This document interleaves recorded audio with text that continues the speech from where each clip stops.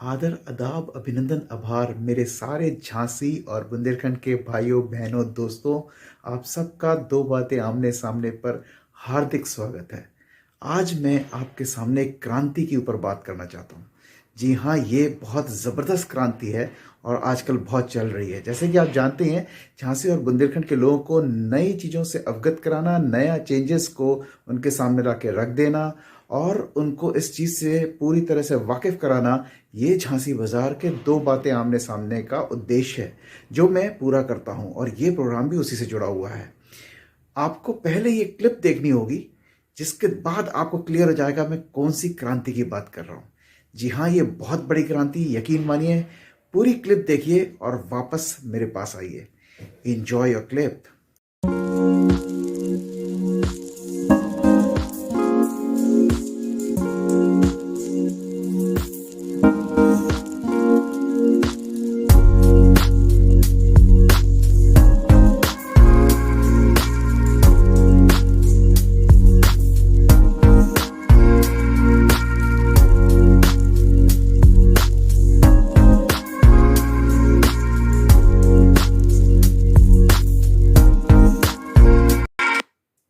एक बार फिर से आदर, आदाब, अभिनंदन, आभार आप सबका बहुत बहुत स्वागत है झांसी बाजार के लाइव शो फेसबुक पेज के ऊपर दो बातें आमने सामने में। जैसे कि आप लोग जानते हैं, ये शो मेरा प्रायोजिक शो होता है और आज के मेरे प्रायोजक कोई और नहीं बल्कि रत्ना लेजर डेंटल क्लिनिक से डॉक्टर रजत मसूरिया हैं, जो सुपर मैक्सिलोफेशियल सर्जन है और मुंह के कम खुलने का, बिकॉज आप अगर तंबाकू खाते हैं जिसकी वजह से बहुत ही खतरनाक बीमारी मुंह का कैंसर हो सकता है, उसका इलाज करते हैं, बहुत अत्याधुनिक इलाज करते हैं।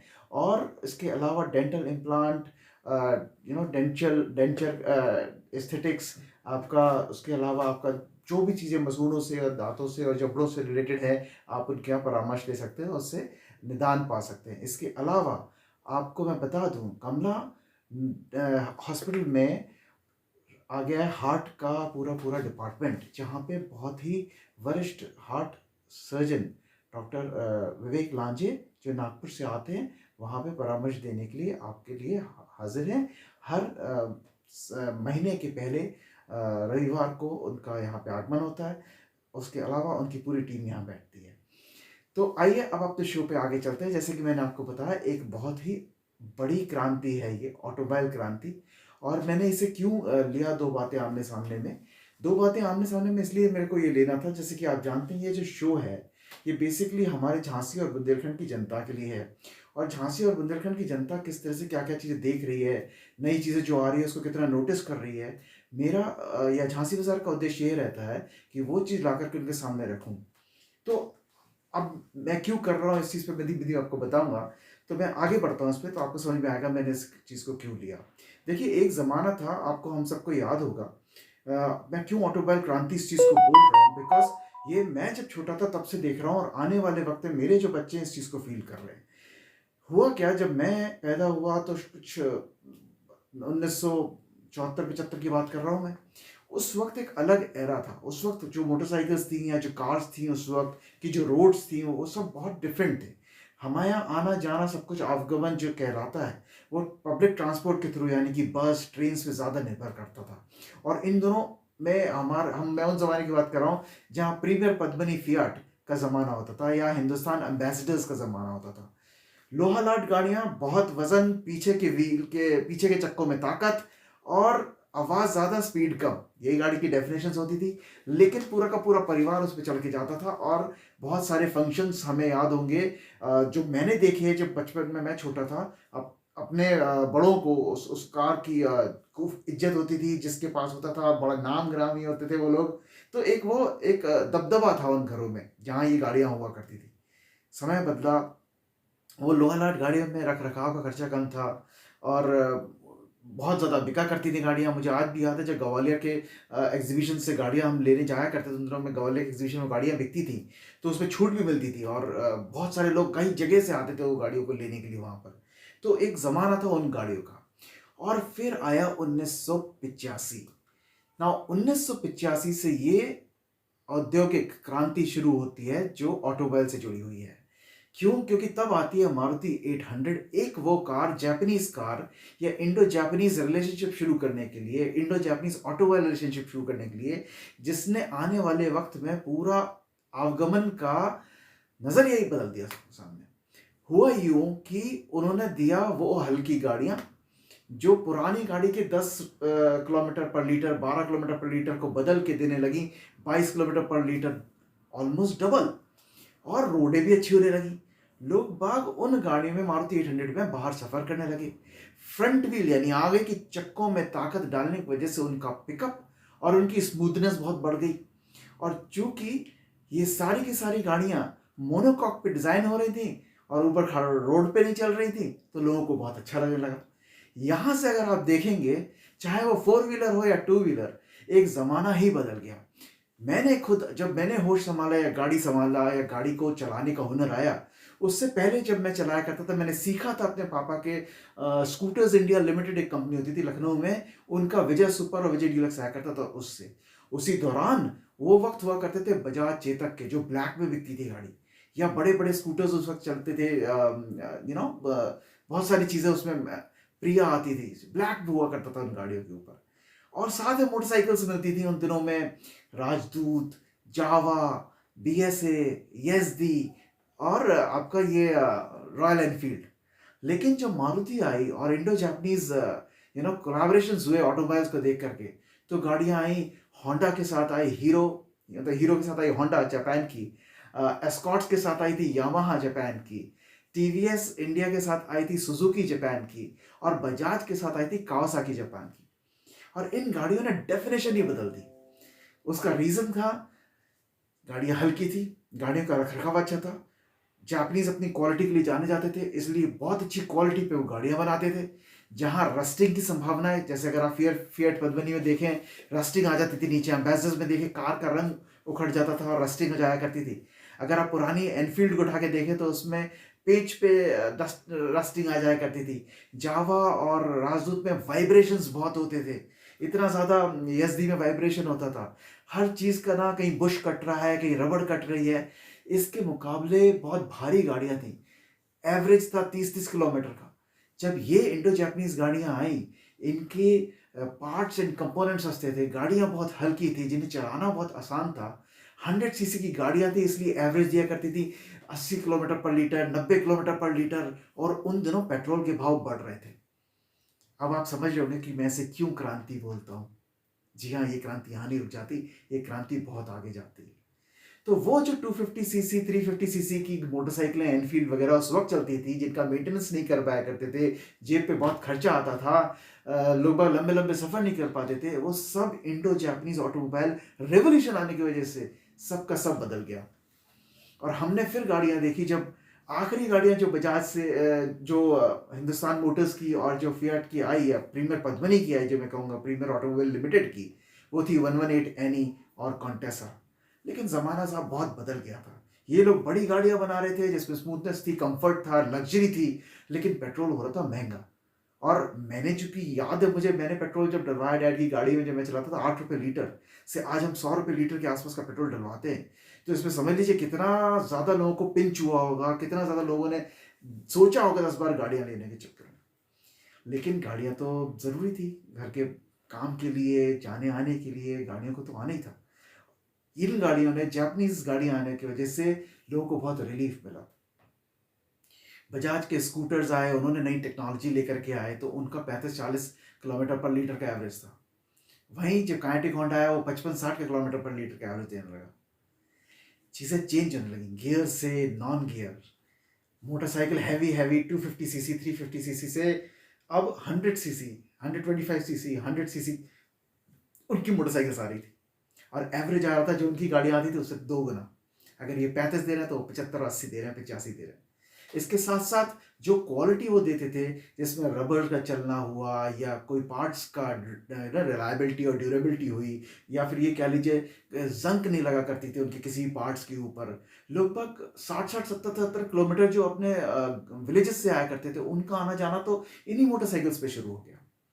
और इन्होंने फिर एक छत्र राज किया। उसके बाद से ये सारी गाड़ियाँ सब की सब लुप्त हो गई, गायब हो गई, क्योंकि कोई इसे लेता नहीं था और ये जेब पे बहुत ज़्यादा भारी पड़ती थी। ऑफ कोर्स समय बदलता गया और इस बदलते समय के साथ ये गाड़ियाँ सब हटती चली गई।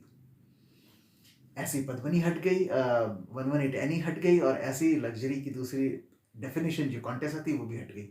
गाड़ियाँ आई मारुति की, उसके बाद आई टीसीएम लेके आई डेवू के साथ, कोरियन के साथ सियालो। वो चल नहीं पाई, लेकिन वो भी एक अपने आप में कार थी। उन्होंने छोटी कार मैटिस भी लेकर के आए थे, जो बाद में स्पार्क बनी और जनरल मोटर्स ने उसे यहाँ भेजा। मेरा कहने का सिर्फ तात्पर्य ये है कि कितनी चीज़ें रिवोल्यूशन में हमने देखी और ट्रांसफॉर्मेशन हमने देखा। जो 100 सीसी 200 सीसी से अब नीचे की गाड़ियाँ हुआ करती थी उस वक्त की, और स्मूथनेस जो मिलती थी, जिसमें शोर कम, स्पीड ज़्यादा मिलती थी, स्मूथनेस बहुत अच्छी मिलती थी, कोई वाइब्रेशन नहीं होता था, लोगों को थकान नहीं होती थी। लोग बाग मारुति 800 उस जैसी छोटी सी कार में सोचिए पूरे पूरे भारत में घूमते रहे। रख रखाव उनका कम था, खर्चा कम था उस गाड़ियों का रख रखाने का, और गाड़ियाँ बहुत ड्यूरेबल हो रही थी। इस तरह से बिकी, फिर उसके बाद इतनी ज़्यादा बिकी है मारुति की, उसने एक इतिहास रच दिया, पूरा का पूरा मार्केट घेर लिया। गाड़ियाँ एक के बाद उन्होंने एक दूसरी निकालते गए।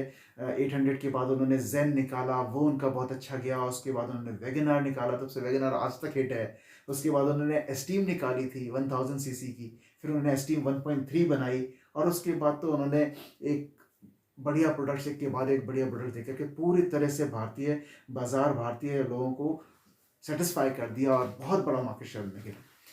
ये बात चली होगी 1998-92 इसके बीच में, जब हिंदुस्तानी कंपनियों ने अपने अंदर कुछ तब्दीलियां लाना शुरू कर दी थी। टाटा मोटर्स वेंचर करना चाहते थे किसी के साथ अपनी भारतीयों के लिए कार बनाने के लिए। जब उनका किसी के साथ नहीं हुआ तो उन्होंने खुद एक कार बनाई, जिसका नाम उन्होंने टाटा इंडिका रखा। मुझे याद है शायद 98, 97, 98, 99 के वक्त दौर होगा जब उन्होंने पहली अपनी इंडिका निकाल के सामने रखी थी, और लोगों ने उस पर बहुत भरोसा जताया था। तो ये सब हुआ उस वक्त जब इतना ज़बरदस्त सारी चीज़ें हो रही थी। अब आज के ज़माने में देखिए, जब हम खड़े हैं 2021 में, और अब 21वीं शताब्दी की तरफ हम देख रहे हैं, तो अब पूरा का पूरा डेफिनेशन चेंज हो गया। आज के वक्त में 100-200 सीसी की जो कम्यूटर मोटरसाइकिल जिसे हम कहते थे, वो सारा डेफिनेशन ही बदल गया है। आज के वक्त में वही पुराने ब्रांड्स वापस आ रहे हैं, और जापानीज ब्रांड्स क्वालिटी के बावजूद अब मात खाना शुरू कर दी है। क्यों? क्योंकि आपने अगर हाल में देखा होगा, क्लासिक लेजेंड्स जो आनंद महिंद्रा यानी महिंद्रा एंड महिंद्रा की कंपनी है, उन्होंने अपना दूसरा ब्रांड, पहला जावा लॉन्च किया था, नए इंजन्स के साथ, नए चेसिस, नई तकनीक के साथ। उन्होंने कल परसों नरसों में ही 3-4 दिन पहले ही नई एसडी ब्रांड भी लॉन्च किया है, और बीएसए उन्होंने यूके में लॉन्च कर दिया है। तो आप देखिए कैसे समय बदलता है। पहले वही इंजन्स थे, वो पिट गए थे। आज पेट्रोल महंगा हो रहा है, लेकिन उसके बाद भी हम 250 सीसी की, 350 सीसी की, 480 की, यानी कि रॉयल एनफील्ड की बिक्री इतनी ज़्यादा बढ़ गई है कि वो कंपनी को सब आइडल मानने लग गए, और उस पर उनका सबका फोकस अब उनके मार्केट शेयर पर है। तो कितना सारा तब्दीली आ गया। टाटा मोटर्स ने आज जो पुरानी महिंद्रा को ले लीजिए, महिंद्रा ने जो पुरानी जीपें बनाई थी, उसको लेकर के आज की उनकी थार देख लीजिए, या आज की उनकी XUV 700 देख लीजिए, एक से एक नए तरीके की गाड़ियाँ बना रहे हैं। टाटा मोटर्स ने तो पूरी डेफिनेशन ही हिला के रख दी। सबसे पहले इंडिका, और इंडिका से जो उन्होंने इम्प्रूवमेंट दिखाया, मांजा, और इसके बाद आपका विस्ता। अगर आप देखें आज के वक्त में जेस्ट के बाद से टिगोर, टियागो, और आपका नेक्सॉन, उसके बाद अभी पंच आ गया है, सफारी आ गया, हारियर आ गया, सारी की सारी NCAP safety ratings 5 star 4 stars के साथ है। कहाँ जो पता, पहले हम लोग भारतीय लोग सपना देखा करते थे कि हम कभी कार बना पाएंगे, क्या हम इतना बड़ा युग देख पाएंगे, इतना बड़ा कोई चीज़ कर पाएंगे अपने हिंदुस्तान में। आज वो आपके देश में हो रहा है। और ऐसे ही नहीं कि कार बना रहे, क्वालिटी कार बना रहे हैं, सेफ्टी पैरामीटर्स पे जो वॉल्वो जानी जाती थी वर्ल्ड में, हम उसका मुकाबला कर रहे हैं आज। और आज आप 5 स्टार रेटिंग की कार्स टाटा और महिंद्रा बना के दे रहे हैं आपको, भारतीय कंपनी। कितना गर्व की बात है। इसके साथ साथ पूरी नई तकनीक के साथ गाड़ियां बन रही हैं। हमें कभी आइडिया भी नहीं था कि मारुति जो इंडियन कंपनी थी, जो सुजुकी के अंडर में कंट्रोल होती थी, उसके साथ साथ इतना आगे महिंद्रा और टाटा से हमें ले जाएंगे। अब देख लीजिए, उन्होंने इतना जो प्रगति करी, उसके साथ साथ टाटा ने आज टोटल इंडियन मल्टीनेशनल कंपनी बन के दिखा दिया। लैंड रोवर और जैगुआर जैसे आइकॉनिक ब्रांड्स वर्ल्ड के आज उनके पास है। और इंडियन को प्राउड होना चाहिए, हर इंडियन को प्राउड होना चाहिए कहने में कि Land Rover Jaguar are owned by us और इंडियन पीपल। इसी के साथ अगर आप महिंद्रा को देखें, उन्होंने सारे ब्रांड, सैंगयोंग करके कोरियन ब्रांड्स खरीदा, उसके बाद आज जावा खरीदा, यजदी खरीदा, ये सारे ब्रांड्स की मोटरसाइकिल्स, बीएसए खरीदा, वो सामने सामने ले आए, बहुत बड़ा होने जा रहा है। टीवीएस की कंपनी को देखिए, उन्होंने यूके की कंपनी नॉर्टन को खरीदा। बजाज को देखिए, अगर आप उनके साथ मिलकर के, उन्होंने, बजाज ने अपना केटीएम और हस्क्यूवर्ना के साथ मिलकर के गाड़ियाँ बनाना शुरू करी हैं और वो ट्रैम्प पे भी गाड़ी बनाने जा रहे हैं। तो मेरा कहने का मतलब सिर्फ इतना है कि एक रेवोल्यूशन हम देख चुके हैं, एक रेवोल्यूशन जो बहुत बड़ा था, कौन सी वो गाड़ियाँ थी, उसके बाद कौन सी आई और कौन कौन से ब्रांड्स आए। आज हीरो हार्ले डेविडसन के साथ खड़ा है। अब ये सबसे बहुत बड़ी बात होती है हीरो का, Harley Davidson, because Harley Davidson is one of the biggest brand in the world. वो अब टीवीएस नॉर्टन को खरीद चुकी है, बीएमडब्ल्यू के साथ इलेक्ट्रिक व्हीकल्स बनाने वाली है। आप सोचिए हम कहाँ जा रहे हैं। और अब हमें क्या देखना है, हम वो गाड़ियां देखने जा रहे हैं, इलेक्ट्रिक गाड़ियां। ये एक और क्रांति हमारे सामने आएगी। तो हमें अपने आप को बहुत भाग्यशाली समझना चाहिए जो हमने अपने पिताजी और बड़े भाई और ताऊजी के ज़माने से जो यजदी जावा बीएसए उस वक्त देखी थी, और आज हम फिर यजदी जावा बीएसए जो आज की देख रहे हैं, उसमें कितना चेंज आ गया है। ब्लूटूथ टेक्नोलॉजी से, फ्यूल इंजेक्शन से लेकर के आपका BS6 compliance engines, electric mobility, यहाँ तक कि हाइब्रिड विद आपका जो इंटरनल कंबशन इंजन्स होते हैं उसके साथ साथ बना करके बनना, कमाल हो गया है। अब गाड़ियां वो बनाई जा रही हैं जो पेट्रोल से भी चलेंगी और स्विच कर सकती हो आप बैटरी से भी, जिससे कि आपको परफॉर्मेंस भी अच्छा मिलेगा और आपकी रेंज और एवरेज भी अच्छा मिलेगा। पर सवाल इस बात का, इलेक्ट्रिक व्हीकल्स जो आ रही हैं आज के वक्त में, आप देखिए कितना ज़्यादा पैसा लगा रही है कंपनीज। अब हम कॉन्शियस हो गए हैं, हम नेचर कॉन्शियस हो गए। हमें परफॉर्मेंस भी चाहिए, हमें हमारे ऊपर पेट्रोल और डीजल का भी बहुत खर्चा है, हमें उसको भी कंट्रोल करना है। उसके साथ साथ अगर आप देखें, हमारे को आज के वक्त में क्लीन एनर्जी चाहिए। हम अपने बच्चों को, आने वाली पीढ़ी को एक साफ सुथरा प्लैनेट देना चाहते हैं जिसमें पोल्यूशन कम हो। हमने बहुत झेला है, चाहे वो कोई भी तरह का वायरस हो, हम सब झेल रहे हैं आज। हम डरते हैं आज और अपने बच्चों को क्लीन लाइफ देना चाहते हैं, उनको एनवायरनमेंट फ्रेंडली प्लैनेट देना चाहते हैं। इसलिए क्लीन एनर्जी के चलते आपको परफॉर्मेंस अगर मिल रही है, आपको अगर आपको सस्ता ऑप्शन मिल रहा है जो कि इलेक्ट्रिक के तौर पे, तो आप क्यों नहीं शिफ्ट करेंगे उस पर? तो obviously the future becomes electric. अगर आज आप देखें, टाटा मोटर्स 15,000 करोड़, जी हाँ साहब, 100 करोड़, 200 करोड़, 500 करोड़, 1000, 5000 करोड़ नहीं, 15,000 करोड़ का निवेश लेके आ रहा है इलेक्ट्रिक मोबिलिटी के अंदर। उनकी टाटा नेक्सॉन ईवी आज के वक्त में मार्केट लीडर हो गई, जो एक जमाने में मारुति 800 हुआ करती थी, with more than 60-70% share, market share in electric vehicle category.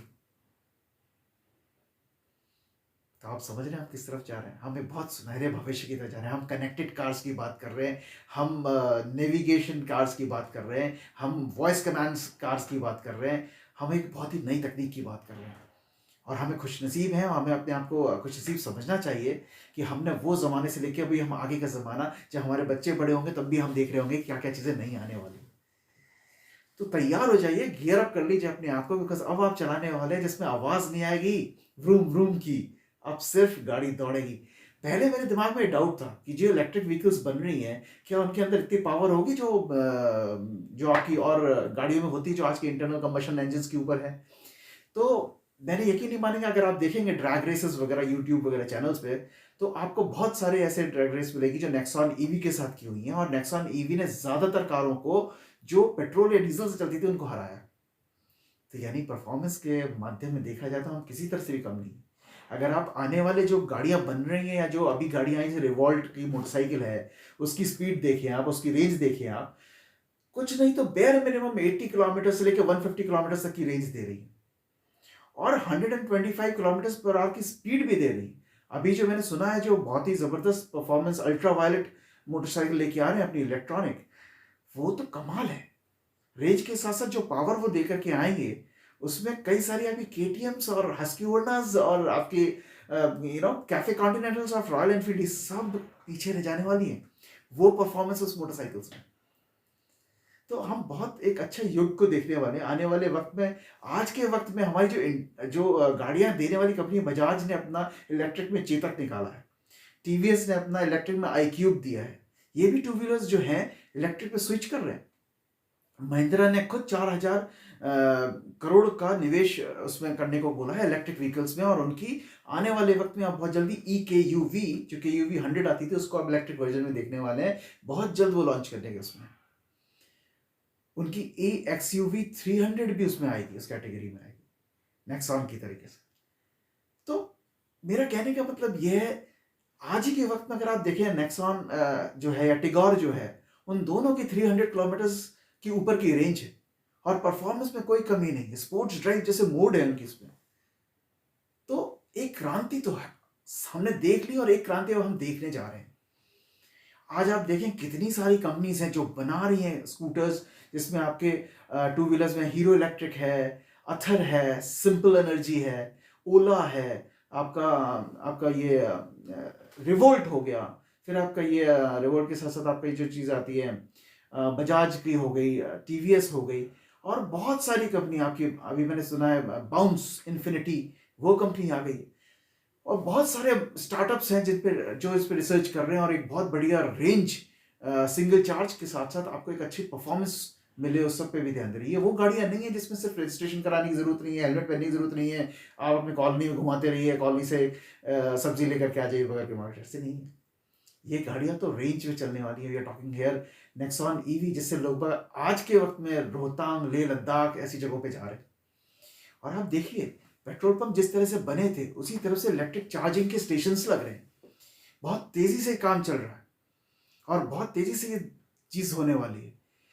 सरकार ने स्क्रैपेज पॉलिसी डाल दी है। आपके सारे ICE इंजन्स के जितने इलेक्ट्रिक इंटरनल कंबशन इंजन्स हैं, वो सारे के सारे जो स्क्रैप के वक्त में जाएंगे, आपको सोचना पड़ेगा पेट्रोल 100 रुपए के ऊपर जा रहा है। अब इलेक्ट्रिक लेने में ज्यादा अक्लमंदी है कि डीजल और पेट्रोल लेने में ज्यादा अक्लमंदी है। तो आइए मेरे साथ जुड़िए, हम सब मिलकर के आने वाली इस एक जिसे कहते हैं ना उत्साहवर्धक समय को देखेंगे इकट्ठे, और तैयार होते हैं। और मैं चाहता था कि बुंदेलखंड को और झांसी को ये सब बता सकूं, इनसे बात कर सकूं कि आने वाला वक्त किस चीज़ का है, इलेक्ट्रिक मोबिलिटी क्यों अच्छी है। एक तो आप ग्रीन एनवायरनमेंट देंगे अपने आने वाली पीढ़ी को, इसके साथ साथ सबके समय बने हुए हैं, 7-8 साल 9 साल की बैटरी लाइफ वैसे ही मिल रही है आपको गाड़ियों के साथ साथ। सारी सब बातें हैं, अच्छी बातें हैं। हाँ, बुरी बातें भी हैं, ऐसा नहीं है। मैं ये नहीं कहूँगा कि भैया आप लोग कहोगे जो 7.5-8 लाख की नेक्सॉन मिल रही है अभी पेट्रोल की या डीजल की, वही आप जब 14 लाख की उसमें लेते हो तो 7 लाख तो आप एक्स्ट्रा दे ही रहे हो। उतने का तो आप पेट्रोल से गाड़ी चला सकते हो, डीजल से गाड़ी चला सकते हो। मानता हूँ आपकी बात, लेकिन आने वाले वक्त में जिस जिस तरह से आज के वक्त में आप देखिए, टाटा नेक्सॉन 2000 यूनिट हर महीने बेच रही है नेक्सॉन EV। इतना तो आज के वक्त में मारुति सियाज नहीं बिक रही साहब। तो आप समझे, जितनी गाड़ियां वॉल्यूम में बिकना शुरू होंगी, उतनी गाड़ियों के दाम नीचे आते जाएंगे, और जैसे जैसे दाम नीचे आते जाएंगे, ये एक बहुत ही हमारे लिए एक बहुत ही अच्छा विकल्प बनता जाएगा पेट्रोल और डीजल की जगह। तब आपको ये नहीं कहना पड़ेगा कि हमें डीजल और पेट्रोल की प्राइस तो हमारी ले ली कार खरीदने में वक्त ही। तो ये सब कुछ चीज़ों पे हमें सोचना चाहिए। हम रिस्पॉन्सिबल लोग हैं, हमें आगे के बारे में भी सोचना है। मोटरसाइकिल्स भी लंबी रेंज की, क्योंकि जेब पे जो हल्का पड़े, जो हमें कंफर्ट दे, नई तकनीक पे हो, अच्छी राइड दे, हमें उस पर स्विच करना ही चाहिए। एक ज़माना था जब हम सोचते थे नहीं यार मारुति 800 में जाएंगे, पतली दुबली गाड़ी है, कहीं भिड़ जाएंगे तो सब खत्म हो जाएगा। वो भी था बात, लोगों ने उस पर, कई लोगों ने कॉम्प्रोमाइज़ नहीं किया अपनी सेफ्टी को देखते हुए। ये लोहालाट गाड़ियाँ थी, एम्बेसडर और फिएट, इसमें ही मूव करते थे। लेकिन फिर उन्हें समझ में आया गाड़ी में धीमे चला लूँगा, गाड़ी में संभाल के चला लूँगा, लेकिन अगर मुझे लंबे सफ़र करना है तो मैं इन पर रिलाई नहीं कर सकता। और वो समय चेंज हुआ। आज के वक्त एम्बेसडर्स और फिएट कह रहा हूँ मैं आपसे बार बार सॉरी, प्रीमियर ऑटोमोबाइल लिमिटेड की जो पाल गाड़ियाँ होती थी, वो पद्मिनी, वो हट गई। इसी तरह से आप देखेंगे आने वाले वक्त में सेफ्टी बढ़ती जाएगी, कॉस्ट ऑफ मैन्युफैक्चरिंग नीचे होती जाएगी, बैटरियों की कॉस्ट भी नीचे आती जाएगी, और धीमे धीमे इलेक्ट्रिक गाड़ियाँ विकल्प हो जाएंगी, मोबिलिटी का सहारा हो जाएगी, और आप ice internal combustion engines petrol diesel को टाटा कर देंगे। और ये ज़रूरी भी है ताकि हम अपने आने वाली पीढ़ी को एक साफ सुथरा भविष्य, एक क्लीन एंड ग्रीन एनवायरनमेंट वाली प्लैनेट अर्थ दे। तो thank you so much for giving me this time. अगली बार मैं आपसे बात करूंगा कुछ चुनाव के ऊपर, और कैसे क्या करना चाहिए इसके ऊपर मैं कुछ तैयारी कर रहा हूँ, देखने की, सोचने की, देखते हैं क्या बात करते हैं। आप सब लोग जो नए हैं, जो मुझे पहली बार सुन रहे हैं, इस पेज को फॉलो कर लीजिएगा, इस यूट्यूब को चैनल को सब्सक्राइब कर लीजिएगा, छोटी सी बेल की घंटी आएगी उसको भी दबा दीजिएगा बाद में। और या यकीन रखिए मैं झांसी और बुंदेलखंड से हूँ, अपने लोगों का भला चाहता हूँ, आप लोगों के साथ बातें करता हूँ और हमेशा ये चाहूँगा कि आपसे जुड़ा रहूँ। इसलिए मुझे सपोर्ट करें, मुझे फॉलो करें और सब्सक्राइब करें। और हर संडे, आज मैं थोड़ा माफ़ी चाहूँगा, लेट हो गया था, 5 बजे आता हूँ मैं। मेरे साथ 20 मिनट 25 मिनट लगाएं, कुछ अच्छा ही शेयर होगा, कुछ भला ही होगा हमारा। Thank you so very much and have a fantastic Sunday evening. Thank you.